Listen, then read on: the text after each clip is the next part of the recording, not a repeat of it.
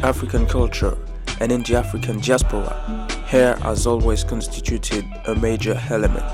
It has been associated with influential movements and it embodies a social, a historical, and a cultural richness.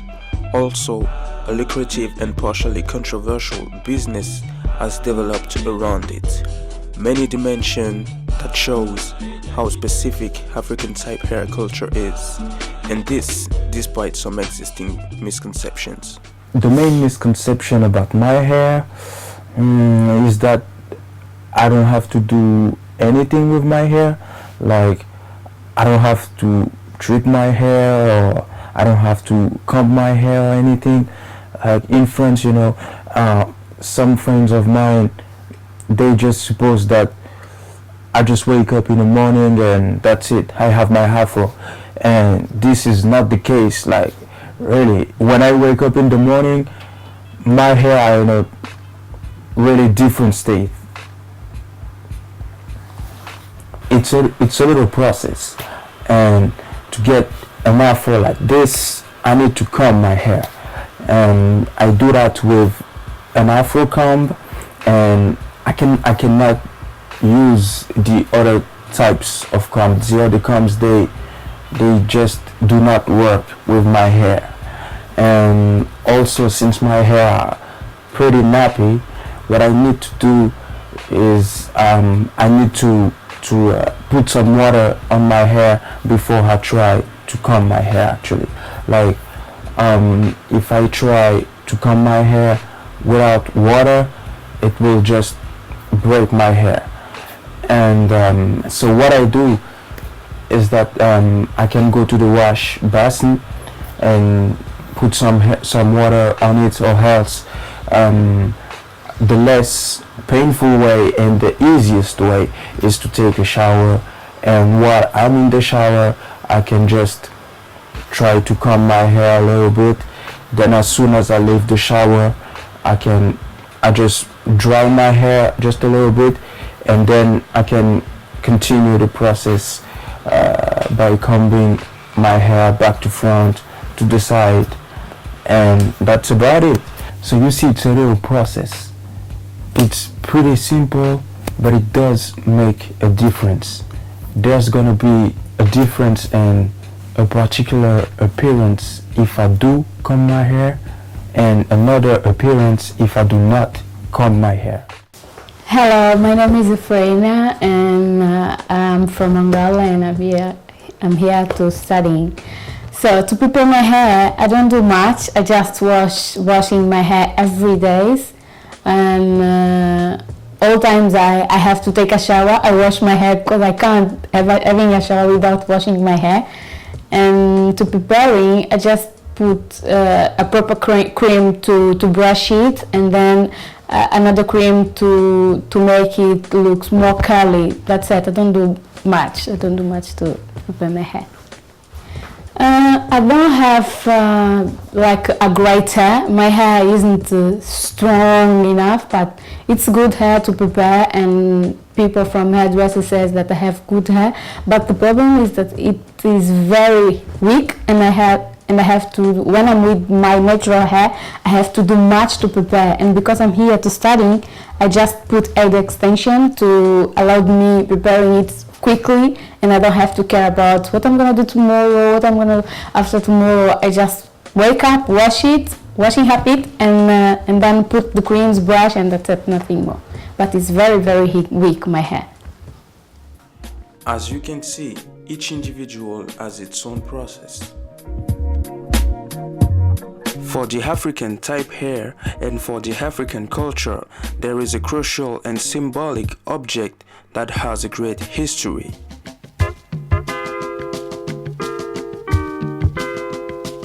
Used in Africa and in the African diaspora, the Afro comb is a very well-known object.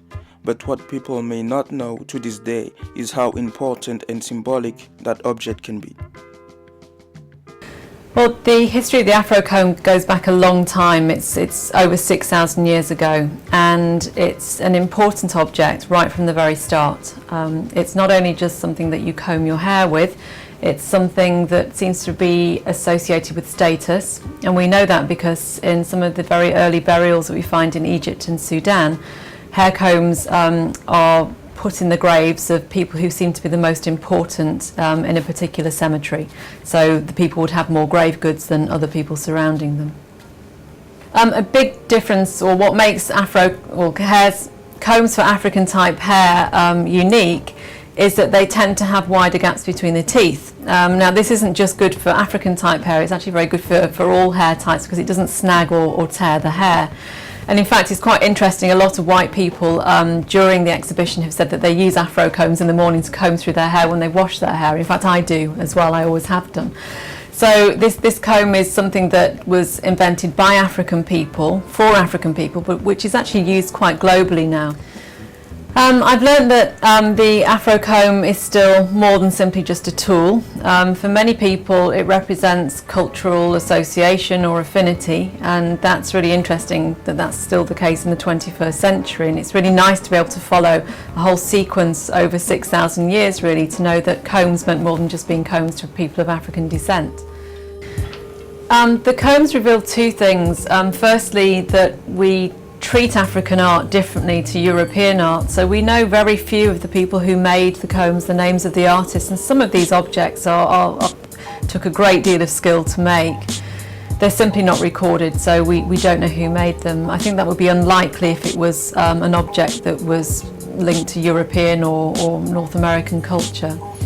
But the other thing is just the diversity that we find in Africa. People tend to put all of Africa together, and it's a huge continent. There's such diversity in terms of the art and the crafts that are produced. And by just looking at the combs, you can see just how inventive people are and just how skilled African artists really are.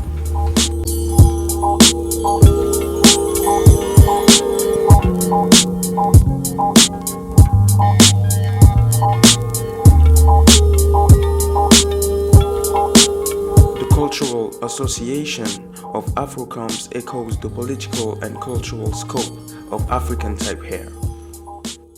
I think the Afro hairstyle became synonymous with the Black Power movement. If you ask people, what does give me an image from the Black Panther Party or the Black Civil Rights movement, and people will say, oh, it's the hairstyle. Of course, that's just a small part, but it's interesting that society and historians have kind of picked up on that particular aspect. African hairstyles have also had an impact and an influence through entertainment. Besides the Black Power movement, the natural afro has also been popularized by musical acts such as Stevie Wonder, Minnie Riperton, or the group of a young Michael Jackson, the Jackson 5. The different types of African hairstyles do still have an impact and an influence nowadays, especially through the hip-hop culture. What can also be said about African type hair is that there is a social dimension to it, a social dimension giving a real sense of community that is perceivable with the barbershops and hairdressing saloons. I see barbershops as, personally, a lot of people see it as a place where it's a home from home, where you can not only come and cut your hair, but you can relax and see people from the community that you never would have met had you not come to the barber shop. And it's a place that a lot of people, because I'm the only barber here, a lot of people spend maybe 2-3 hours waiting. So we have a comfortable environment here where we have a TV, and a lot of men can identify with football. We talk football, we talk God, we get into many things, but most of all, it's a place where most people come to unwind. A lot of people can come and relax and just be their self. I see it like a little community. That's why I work here, because I like to have fun. I like to be free, I like to tell jokes, and the barbershop's a place where you can come and, I think, be yourself, and yeah, I don't see it as a place of violence, so we don't have violence around here. The importance of the barbershop has actually been highlighted in the 2002 comedy film Barbershop. This is the barbershop.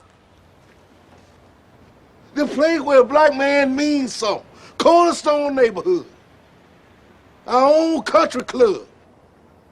I mean, can't you see that?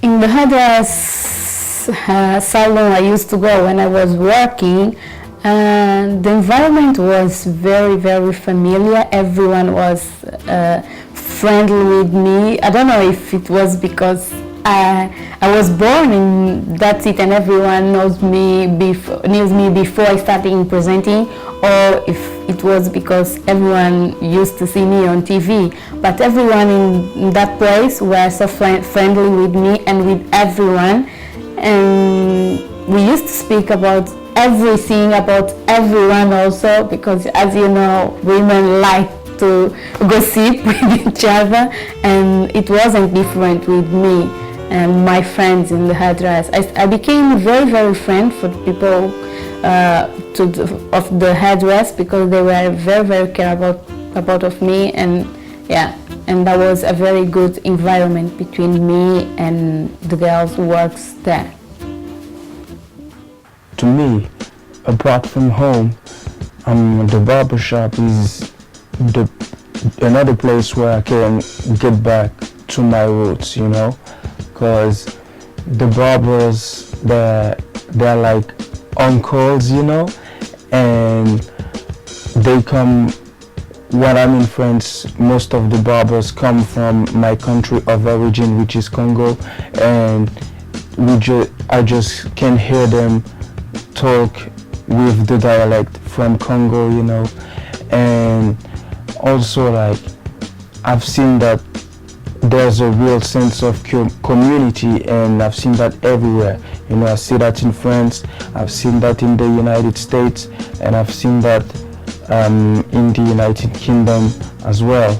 To me, this is really like a unique characteristic of African culture, and the place of the barbershop to me is really crucial, you know, because I've heard so many stories about, like, you know, in Brixton during the time of the riots, people could gather actually in the barbershops, and also during the time of the Black Power movement, some meetings were organized in the barbershops as well, you know, and it's just really like a crucial thing in black people's culture. In my observation, since being in this trade, I've noticed that black women spend a lot of money on their hair, and they have different styles that they do that takes forever, and they'll continue to want to look good and spend money on their hair. But I've noticed with black men, they do not like to spend money on their hair. They give it all to the wife to spend on their hair. You know, I just charge a basic rate here, which I've charged for ages, which I think is very cheap. I've been trimming for the same money for 24 years now, £10 for a haircut, you know, and different styles take different amount of time, and I like to keep it, you know, most of us are poor people, so I like to look out for the poor and just keep it retro, you know. But I notice, you know, there's a difference between, you know, the way how black women do their hair and, you know, black men will come in and it's just a straight number one, you know, hurry up, I need to go somewhere. But women will come and make it their day, and they will argue, they will chitter-chatter, you know, but it's, you know, there's a big difference between men and women, you know. Women do their thing here and men do their thing here. We have the men's side here, we have the women's side over there, you know, and, you know, sometimes there's a bit of interaction, but, you know, women would spend £200 on their hair for the month, and the man may spend £10 or £20, you know, so that's where the difference comes in.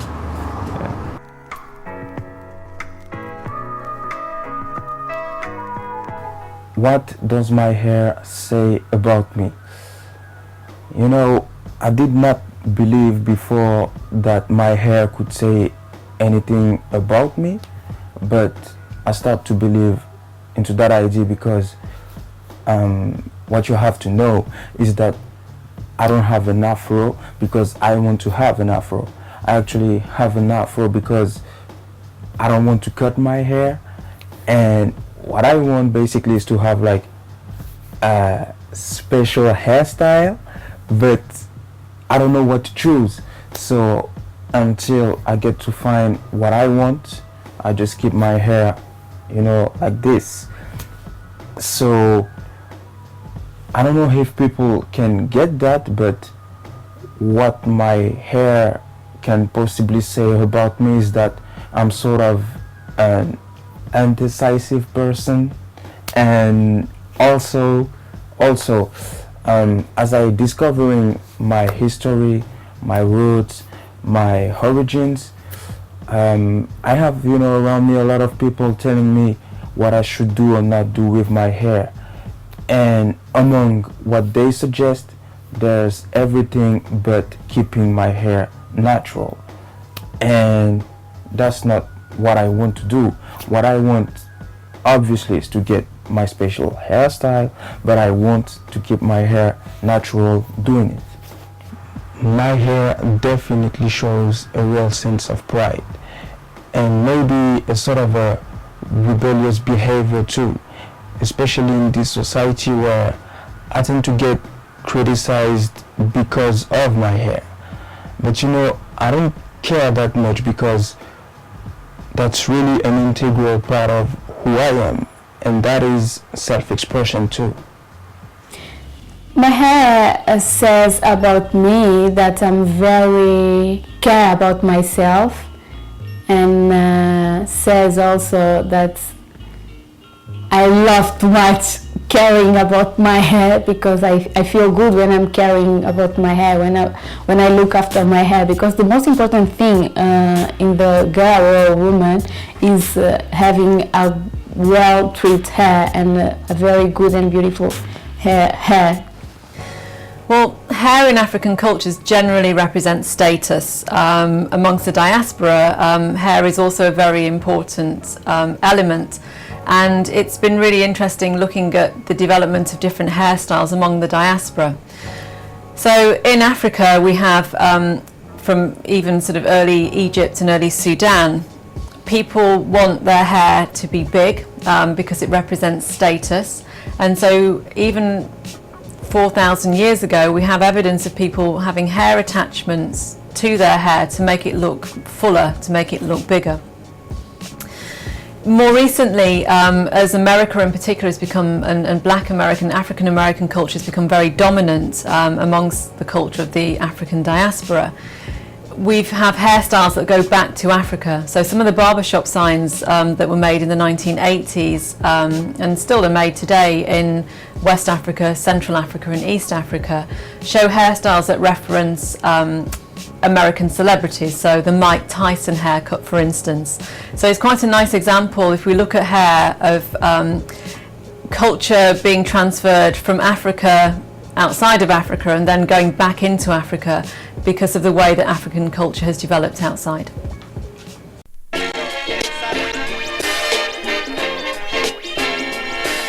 My perspective on natural hair for black people, because like I'd like to consider myself, you know, true black man, you know, and I love naturality. You know, my daughter wears her hair natural, you know, and you know, it's something that I find is beautiful, you know, keeping yourself real, as they say. You know, there's a lot of women that may come here and just have plaits or cane rows, and they don't put these weaves on, or they don't straighten their hair or texturize their hair, you know, because I find that it damages the hair when you straighten it. You know, it damages the scalp from the root and could cause alopecia, baldness. So natural for me is always good, you know, coming from, you know, a hairdresser's point of view, you know, and if you want to keep your hair for longer, looking healthier for longer, is to keep it as natural as you can for as long as you can. So my perspective on natural hair is, you know, as long as you wash it, condition it, and, you know, keep it well, you know, you'll be fine.